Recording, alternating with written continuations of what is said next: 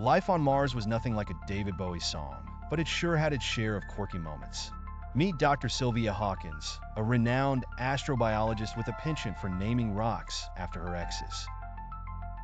On her good days, she communicated with them better than she did with the rest of the astronauts. Tommy Thompson, the mission's perpetually perplexed engineer, found himself in a constant state of befuddlement, especially when the Martian Wi-Fi decided to impersonate a 1990s dial-up connection. Then there was Rick Blaine, the cool and collected commander whose approach to crisis management involved equal parts Zen meditation and sarcastic humor. Not to forget M.A.R.V.I.N, the overly enthusiastic Martian autonomous rover vehicle with intelligence and navigation, who somehow managed to find the only flat tire on a planet with no roads.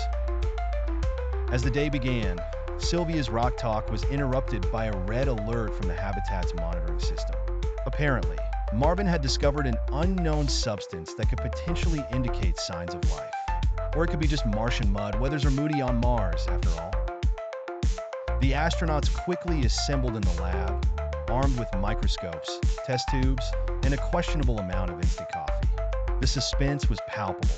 "This could change everything," Sylvia whispered, her eyes reflecting a mixture of hope and caffeine-fueled jitteriness. M.A.R.V.I.N rolled in, dragging a sample container behind him like a dog with a new toy. As they examined the sample, the realization dawned on them. This was unlike anything they had ever seen, a living organism on Mars. Just as Sylvia was about to declare the find of the century, the ground beneath them trembled slightly, a Martian quake, nothing serious, but enough to cause a dramatic pause. Tommy dropped his coffee, Rick rolled his eyes, and M.A.R.V.I.N beeped enthusiastically. Sylvia steadied herself and looked around. "Well, team," she said,